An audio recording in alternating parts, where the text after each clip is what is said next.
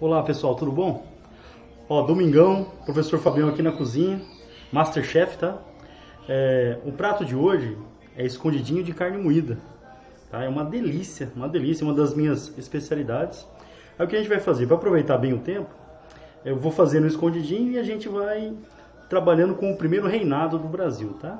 Então, na nossa última aula que a gente fez para o terceiro, a gente falou lá do processo de independência, a gente vai relembrar algumas coisas. E enquanto a gente vai debatendo, conversando sobre a independência, sobre o primeiro reinado no Brasil, a gente vai montando aqui o escondidinho, tá? E vou passar a receita para vocês, tudo bem?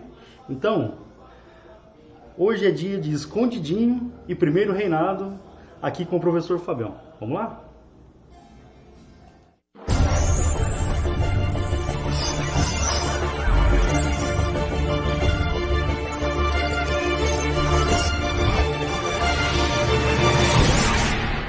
Escuta o modão, pessoal, ó. Tá ouvindo no fundo? Tinha um carreiro? Show de bola. A receita do escondidinho primeiro, tá? Os ingredientes. Você vai precisar de 1,5 kg aproximadamente de batata, ok? Fundamental no prato. 1 colher de sopa de margarina com sal, tudo bem? Não esquece, margarina com sal. Eu gosto de colocar, mas fica a critério, tá? Um sazonzinho pra... Na hora de misturar a batata, vocês vão ver. Um creme de leite, ok? Creme de leite. Requeijão, tá na geladeira, não vou pegar, tá? 300 gramas de presunto, picadinho, tudo bem, pessoal? E 300 gramas de mussarela também picadinho, que é para misturar na batata depois, tá? 1 kg de carne moída. A carne moída você faz como tá acostumado mesmo, tá? Vai lá, tempera do seu jeito. Então fica à vontade com a quantidade de sal que você está acostumado. Certo? Esses são os ingredientes que vão formar o nosso escondidinho de carne moída, tudo bem? Então, ó, no final aqui da nossa aula de hoje, eu vou postar a foto, tá, de como fica o prato depois. E no final, quando a gente terminar também, eu vou explicar como que você monta a receita, tá? Passei os ingredientes agora e depois como que você monta a receita. Vamos lá? Bom, vimos sobre o processo de independência do Brasil. O processo de independência... Ele começou lá com a vinda da família real portuguesa para o Brasil. Aí uma série de fatores acabaram levando à independência do nosso país. E a gente terminou falando do quadro da independência, aquele quadro Grito do Ipiranga, Independência ou Morte. Eu peguei um trecho de um vídeo, né, que mostra como teria sido essa cena. É um filme brasileiro, o ator é o Tarcísio Meira, e ele é o Dom Pedro, ele vai dar o Grito do Ipiranga. Acompanhem para vocês verem.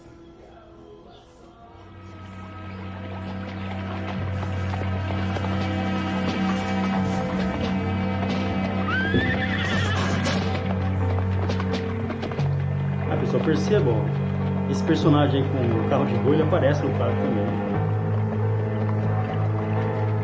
Daqui a pouco vai aparecer o mensageiro, né, que vai levar a carta da Leopoldina, que já vem fácil. Felizmente estamos chegando, Alteza. Já estamos na colina do Ipiranga. Olha lá o mensageiro chegando.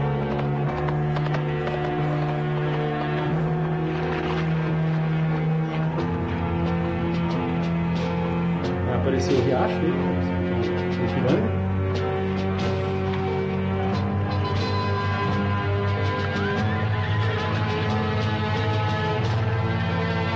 Repare, ele vai receber a mensagem. Ele vai ficar enfurecido com as ameaças portuguesas, com as ordens que chegaram de Portugal. Lembrando que quem assinou o decreto de independência foi... Da parte da princesa Dona Leopoldina e a do rainha, senhor ministro José Bonifácio. Leopoldina, futura rainha. A cena foi muito bem feita. Portugal nada mais temos a esperar, senão escravidão e horrores. Decida-se Vossa Alteza o quanto antes, porque em resoluções e medidas de água morna para nada mais serve. Cada momento perdido é uma desgraça. Só há 2 caminhos a seguir: partir para Portugal e entregar-se prisioneiro das cortes, ou ficar no Brasil e proclamar a independência. Mande mensageiro para São Paulo, que estropie tantos cavalos quantos forem necessários, mas que entregue o mais rapidamente possível estas mensagens ao príncipe regente. Todos em forma! Canalhas! Parasitas! Cachorros! Aqueles esses imbecis estão pensando? Eles querem e terão a sua conta. Informa! As cortes de Portugal querem nos escravizar. De hoje em diante, as nossas relações estão cortadas. Eu nada mais quero do governo de Lisboa. Nenhum laço nos une mais. Pelo meu sangue, pela minha honra e pelo meu Deus, juro promover a independência do Brasil. Independência ou morte! Independência ou morte!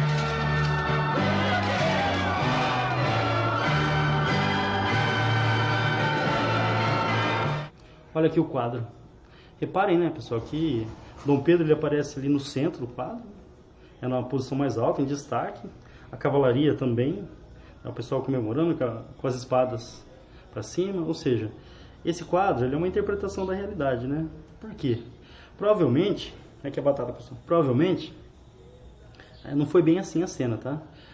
O pessoal usava para subir a Serra do Mar, para chegar até São Paulo, usava principalmente mulas, tá? Então, provavelmente ao invés de um cavalo, seriam mulas, né, que eles estavam usando.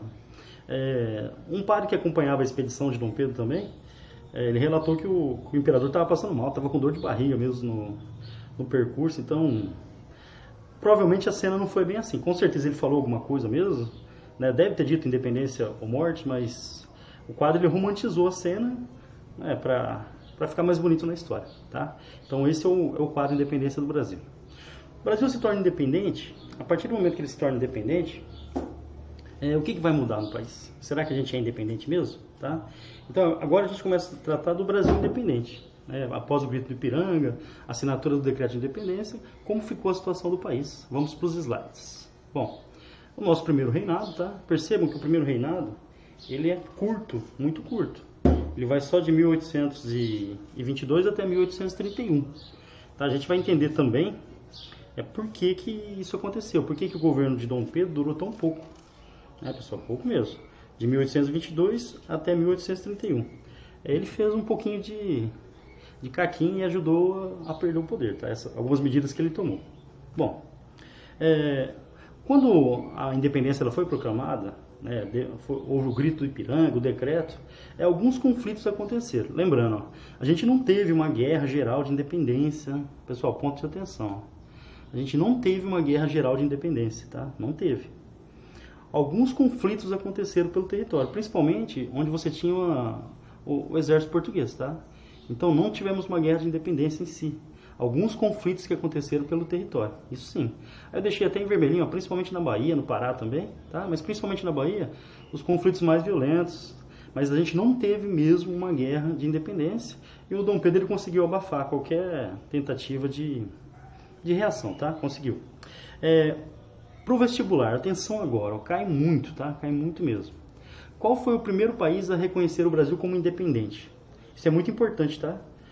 Qual foi o primeiro país que reconheceu o Brasil como um país independente? Esse primeiro país foi os Estados Unidos, tá? Mas por quê? Aí que está a questão, né? O que fez os Estados Unidos ser o primeiro país a reconhecer a independência do Brasil? Os Estados Unidos ele tinha muitos interesses aqui no continente americano. Interesses econômicos, é óbvio, e políticos. E ele queria eliminar a influência europeia. Tá? A gente vai ver isso mais adiante. Mas o reconhecimento dos Estados Unidos faz parte do seu projeto de domínio no continente americano, no lugar dos europeus. Tá? Então, o primeiro país a reconhecer a independência do Brasil foi os Estados Unidos. Certo, pessoal? Bom, o Brasil precisava que Portugal também reconhecesse. Por isso que no dia, está no texto, tá? No dia 29 de agosto de 1825, foi assinado o Tratado do Rio de Janeiro, que também é conhecido como Tratado de Paz e Aliança. Está no texto, hein, pessoal? Tratado de Paz e Aliança. Por esse tratado, Portugal reconhecia a independência do Brasil. Então, pelo Tratado de Paz e Aliança, Portugal reconhecia a independência do Brasil, porém, a gente tinha que pagar 2 milhões de libras esterlinas. A gente tinha que pagar 2 milhões de libras esterlinas a Portugal para que Portugal aceitasse a nossa independência. Quem costurou esse acordo foi a Inglaterra, tá? Então a Inglaterra de novo envolvida. A Inglaterra, ela costura, ela faz intermediação do acordo. A Inglaterra empresta o dinheiro para o Brasil e o Brasil paga a Portugal. Como Portugal também devia muito para a Inglaterra, o dinheiro acabou voltando para a Inglaterra, tá? Mas olha que absurdo. Os portugueses, eles esfolaram o Brasil durante o período colonial, né? De 322 anos de colônia. Quando a gente consegue a independência, a gente teve que pagar. Lembra do ouro que eles levaram da gente? Ou muitas riquezas que foram retiradas do país? E a gente consegue a independência e ainda teve que pagar uma indenização para os portugueses. Parece surreal, tá? Mas por que era importante que Portugal reconhecesse? Principalmente devido às relações comerciais com os outros países europeus, era muito importante o reconhecimento de Portugal e por isso houve o acordo. O Tratado de Paz e Aliança, o Brasil pagou por sua independência, pelo reconhecimento de Portugal. Brincadeira, né? Bom, então lembrando, os Estados Unidos foi o primeiro país a reconhecer a independência, devido a motivos econômicos também, com toda certeza, tá? Bom, o que a independência trouxe de transformação social? Nada. A resposta é essa. A estrutura social do país ela foi mantida. Praticamente nada mudou. Então, por exemplo, quando a gente fala do Brasil pós-independência, depois do Grito do Ipiranga, a população pobre continuou pobre, sem a margem da sociedade, sem participação política. A escravidão permaneceu. As elites agrárias, elas se mantiveram no poder com toda a influência que já tinham, ou seja, basicamente o processo de independência ele não alterou nada nas estruturas sociais. A gente só cortou as relações políticas aí com Portugal. Socialmente falando, praticamente nenhuma mudança, tá? Nenhuma mudança. A estrutura social do país ela permanece totalmente desigual, até hoje é assim, né, pessoal? Até hoje é assim. A carne moída já está no fogo, tá um cheiro bom, pessoal. Dá para sentir aí ou não? O cheiro tá bom mesmo, tá? Bom, continuando. Era necessário o quê? Como o Brasil se tornou um país independente, era necessário a elaboração de uma Constituição, tá, pessoal? Então, esse é conhecimento muito básico, mas a gente fala.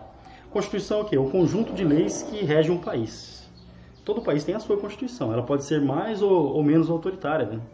Atualmente a nossa Constituição é de 1988. É a Constituição Cidadã, considerada uma das mais avançadas do mundo, tá? Constituição brasileira. Então o Brasil ele vai precisar, como país independente, de leis. Então era necessário que o Dom Pedro convocasse uma Assembleia Constituinte. E ele vai fazer isso, tá, pessoal? Vamos lá. Olha só. No dia 3 de junho de 1822, para tudo. Ele convocou a Assembleia antes do Grito do Ipiranga. Olha só, pessoal. Antes mesmo do Grito do Ipiranga, o Dom Pedro ele já tinha convocado a Assembleia Constituinte. Ou seja, o país já teria sua Constituição mesmo sem a separação definitiva com Portugal. Ele convocou no dia 3 de junho de 1822, está no texto. Mas olha só o que ele vai declarar. Muita atenção, ponto de altíssima atenção agora.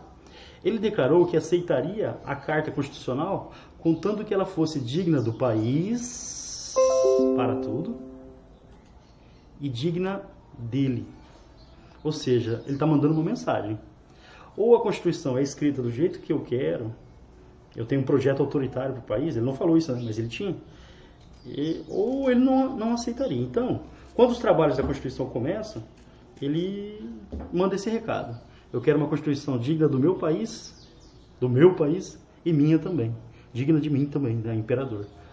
Isso vai dar problema. Bom, a primeira Constituição, ou pelo menos o primeiro projeto, ele ficou conhecido como Constituição da Mandioca, tá, pessoal? A música baixou. Essa eu gosto. Ela ficou conhecida como Constituição da Mandioca. Por que ela ficou conhecida como Constituição da Mandioca? Estava no projeto constitucional, né, o voto censitário. Parou tudo de novo. Voto censitário, definição. O que é o voto censitário? O voto censitário, ele define o quê? Para a pessoa participar da política, ela tem que ter uma determinada renda, tá? Então isso é voto censitário. Você coloca uma renda mínima para que a pessoa possa participar da política, certo? Então se a pessoa não tiver essa renda, ela não participa da política. Entenderam? O nome disso é voto censitário. Bom, o que é a Constituição de 1823, né, o projeto constitucional de 1823 declarava? O que ele estabelecia? Para a pessoa participar da política, ela tinha que ter uma renda mínima equivalente a 150 alqueires de mandioca. Ou seja, a mandioca era a referência de riqueza para participar da política. Por isso ela acabou sendo apelidada, conhecida como Constituição da Mandioca. Pessoal, atenção porque cai bastante no vestibular, tá? Então, o que foi a Constituição da Mandioca e por que esse nome? Um projeto de Constituição que não chegou a entrar em vigor, tá? A gente vai ver por quê, que estabelecia uma renda mínima para você participar. O nome disso é voto censitário. Qual que era essa renda mínima? Equivalente a 150 alqueires lá de farinha de mandioca, certo? Voto censitário. Bom, o que essa Constituição vai estabelecer? Dois grupos brigavam pelo poder nesse período, tá, pessoal? Então, o Partido Português e o Partido Brasileiro. Lembrando assim, não é um partido político como a gente conhece hoje, tá? PT, PSDB, PTB, não é isso. Era o grupo chamado de Partido Português, que tinha certos interesses, e o grupo chamado de Partido Brasileiro, que tinha também certos interesses, ok? Então, lembrando, não é um partido político como a gente tem hoje, tá? Bom, o que o Partido Português defendia? Que o Dom Pedro fosse o poderosão mesmo, tivesse o poder centralizado, ou seja, fosse um governante autoritário. Quem eram os membros do Partido Português? Funcionários do governo, portugueses que moravam no Brasil, militares de alta patente. Esse era o Partido Português. O Partido Brasileiro, eles defendiam o quê? Que Dom Pedro tinha que obedecer à Constituição.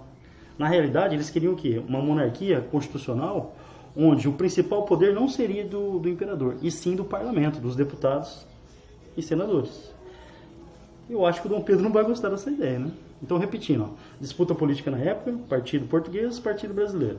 O Partido Português defendia o autoritarismo, um governo centralizado em Dom Pedro, e o Partido Brasileiro queria, segura aí, diminuir os poderes de Dom Pedro, certo? Então, essa é a disputa política, Partido Português e Partido Brasileiro, certo? Bom, essa Constituição, ela estabelecia o sistema tripartite. Atenção, pessoal, ponto de atenção. Baseado nas ideias do Barão de Montesquieu, o sistema tripartite ele define o quê? 3 poderes: executivo, legislativo e judiciário. Esses poderes, eles devem ser harmônicos, um não é maior que o outro, ou seja, são poderes, a divisão dos poderes ela tem como objetivo evitar o abuso, evitar a centralização.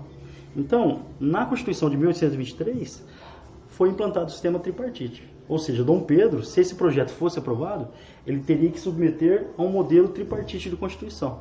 O poder dele seria qual? O executivo. Mas como o poder legislativo era independente, ou seria independente, ele teria que seguir as leis aprovadas pelo poder legislativo. Então, ele não teria o poder absoluto que ele gostaria, não teria mesmo, tá? Bom, e o que vai acontecer? Dom Pedro não estava gostando desse projeto, né? Não era digna dele essa carta constitucional. Ponto de atenção, gente. Deixa eu até tirar meu rosto daqui, ó. Noite da agonia. Tudo bem? Caramba, noite da agonia. Ó a batata aqui, ó. É noite da agonia. O que vai ser a noite da agonia? O descontente com o rumo da Constituição, tá? No dia 12 de novembro de 1823, com o apoio do Exército, Dom Pedro conseguiu o apoio do Exército, ele cercou lá o parlamento e dissolveu a Assembleia de 1823. Ele cancelou, né, esse projeto constitucional. Aqueles que ficaram contra Dom Pedro foram presos e expulsos do país, tá, pessoal? Alguns foram presos e expulsos do país. Ou seja, noite da agonia. O dia que Dom Pedro resolveu fechar a Assembleia Constituinte de 1823. Por que ele resolveu fazer isso? Porque não era digna dele. Não era digna dele. Bom, mas o país poderia ficar sem Constituição? Lógico que não. E como que Dom Pedro vai fazer? Ele vai encomendar uma outra Constituição. E é isso mesmo, tá, pessoal? Esse é o termo. Ele vai encomendar uma outra Constituição. Vai escolher pessoas da confiança dele, para que elas escrevam esse projeto constitucional. Vai escolher pessoas da confiança dele, para que essas pessoas montem a Constituição. Aí não precisa nem falar, né? Essa Constituição, ela vai dar amplos poderes para Dom Pedro. Só que não podia ser bem assim, né? Tinha que disfarçar, tinha que criar alguma forma de dar todo o poder ao imperador, mas de uma forma camuflada, tá? E é isso que eles vão fazer. Vamos ver como foi? Vamos lá. Bom, Constituição de 1824, está ali a palavrinha outorgada, então essa palavra é importante, ó, ponto de atenção. Outorgado significa o quê? Que o imperador, ele encomendou para ele a Constituição, que vai favorecê-lo com toda certeza. Bom, o que vai ficar estabelecido? O Brasil se transforma numa monarquia hereditária constitucional, então, no papel, tem uma Constituição, e inclusive o imperador deve segui-la. o Brasil vai ter uma religião oficial. Atenção a isso, ó, ponto de atenção, hein? O Brasil vai ter uma religião oficial. A que religião oficial é essa? O catolicismo, ok? E a relação entre governo e igreja vai ser pelo regime do padroado. Praticamente os padres eles eram funcionários públicos, recebiam do Estado, ou seja, o Estado que bancava a igreja, construía as igrejas, inclusive, pagava o salário dos padres, ou seja, não é o Estado laico como a gente tem hoje. Igreja e Estado, eles caminhavam juntos. O Brasil tinha uma religião oficial. Ah, mas e quem não era católico? Era proibido, hein, pessoal? Qualquer manifestação religiosa que não fosse católica, em público. Então, se o cara ele fizesse em casa, em ambiente fechado, tudo bem, mas mesmo assim seria perseguido, tá? Mas em público você não poderia fazer, tudo bem? Então você não tinha liberdade de culto, a não ser que você fosse católico. Essa Constituição também definiu que os deputados teriam um mandato de 4 anos, tá ali em vermelhinho, e os senadores seriam vitalícios. O que significa ser vitalício? Uma vez senador, senador para sempre, tá? Então, já pensou? Você é senador, você morre senador, né? Então, um cargo vitalício para senadores. Aí um ponto interessante, ó. Os senadores, eles eram eleitos, né, pela população e 3 senadores, 3 candidatos eram eleitos. E o imperador escolhia um dos 3. Então, era ele que acabava escolhendo quem seria senador de fato, tá? Então, ó, de novo, eram eleitos 3 senadores e o imperador ele escolhia um dos 3, logicamente alguém da confiança, alguém próximo politicamente a ele, né? Percebam o tamanho do poder que a Constituição está dando para o imperador. Bom, voto indireto e censitário. A gente já viu agora há pouco o que é voto censitário, né? Os cidadãos eles foram divididos em 2 grupos, passivos e ativos. Os passivos são aqueles que não têm direitos políticos, por isso passivos, e os ativos são aqueles que têm direitos políticos, ok? Aí vamos ver agora, ó. Mas como que a pessoa poderia ter direito político segundo a Constituição de 1824? Lembrando, o critério ele é censitário novamente. Os eleitores eles eram divididos assim, ó, eleitores de paróquia e eleitores de província. Os de paróquia elegiam os de província que elegiam os deputados e senadores. Era assim que funcionava, ou seja, praticamente ninguém votava diretamente, né? Por isso eleição indireta, certo? Vamos lá. Quem que podia votar? Podiam votar, está em vermelho, hein, pessoal? Maiores de 25 anos, com renda líquida anual de R$100.000, ó, renda líquida anual de R$100.000 para eleitor de paróquia e R$200.000 para eleitor de província. Ou seja, esse é o chamado voto censitário. Na outra Constituição, né, da mandioca, usaram uma outra referência de valor. Agora é grana mesmo, R$100.000 para ser eleitor de paróquia e R$200.000 para ser eleitor de província. Qual que é o objetivo disso? Tirar a população pobre da política. Você tira a população pobre da política e permite que a elite se mantenha no poder. Isso é fato, né? Então, ó, voto censitário pela Constituição de 1824. Não está ali no textinho, mas é importante saber. Para você ser candidato a deputado, você tinha que ter uma renda mínima de R$400.000 por ano. E para ser candidato a senador, uma renda mínima de R$800.000 por ano. Ou seja, é para tirar o povão da política mesmo, né? Para não deixar a população participar da política. Outra coisa importante, né, para vestibular, as mulheres não tinham direito de voto, é óbvio, né? No Brasil, pela Constituição, só de 1934, lá no governo Vargas, que as mulheres vão poder votar. Tá? Mas votar mesmo no Brasil só a partir de 1988, né, de fato mesmo. Aí, por exemplo, escravos, índios, a maior parte da população estava excluída do processo, principalmente pelo critério de renda. Lembrando, as mulheres também, elas não tinham direito de voto. Bom, agora é o ponto de máxima atenção dessa parte que é o que mais cai no vestibular. Como que ficou a divisão dos poderes? Pela Constituição de 1824, o Brasil vai adotar um sistema que não é o tripartite, mas com 4 poderes. Poder legislativo, executivo e judiciário, certo? Esse é o sistema tripartite. Só que foi colocado na Constituição um outro poder, o chamado poder moderador. O que é o poder moderador? Ele pertencia apenas ao imperador, e esse poder, ele dava ao imperador o direito de intervir nos outros poderes. É isso mesmo que vocês estão ouvindo, tá? Ou seja, segundo a Constituição de 1824, só o imperador tinha o chamado poder moderador. Com esse poder, ele poderia intervir nos outros, fechar o parlamento, demitir juízes, ele nomeava presidente de província, ele poderia interferir em todos os outros poderes. Então, pela Constituição de 1824, o imperador ele tem o poder executivo, que ele passa para os ministros, e ele vai ter o poder moderador. Esse dava a ele o poder de interferir em todos os outros poderes, ou seja, a palavra final sobre tudo era do imperador. A palavra final sobre tudo era do imperador. Isso é absolutismo, pessoal? Com certeza é absolutismo. Aí eu coloquei aqui alguns artigos, ó, do artigo 98 da Constituição de 1824. Ó, o imperador tinha a prerrogativa de veto sobre as resoluções da Câmara e o poder de dissolvê-la, quer dizer, fechar a Câmara se ele quisesse, certo? O poder moderador, olha essa parte, gente, cai bastante no vestibular. O poder moderador é a base da organização política do Estado, delegada privativamente ao imperador, para que incessantemente vele sobre a manutenção da independência, equilíbrio e harmonia dos demais poderes. Ou seja, olha que bonitinho. A função do poder moderador era garantir a harmonia entre os poderes. Na realidade, né, ela criou um modelo absolutista no Brasil, nas mãos de Dom Pedro, de forma disfarçada. O poder moderador dava a ele o direito e o poder de interferir nos outros poderes. Uma característica muito incomum da nossa Constituição, né? Constituição de 1824, que implantou aí o chamado poder moderador, só do imperador, pessoal, só ele exercia.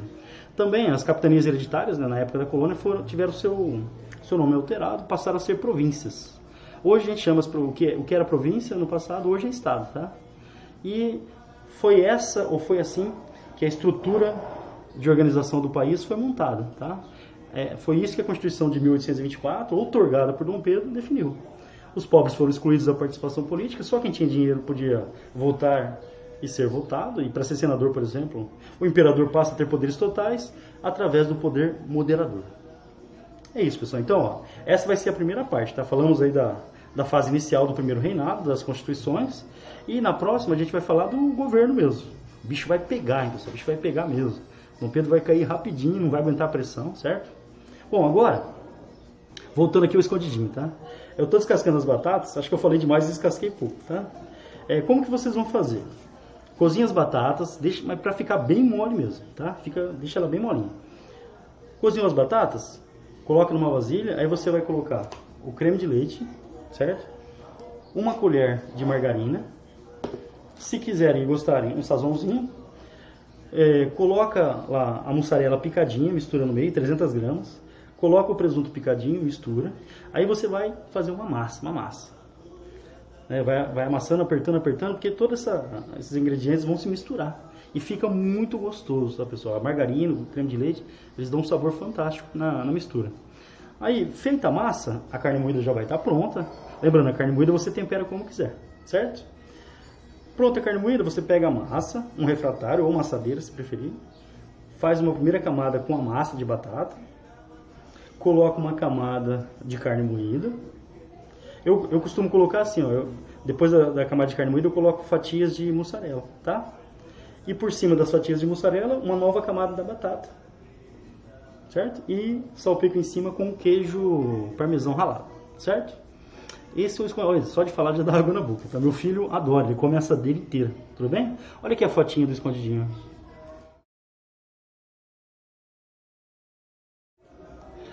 Bom, pessoal, é isso.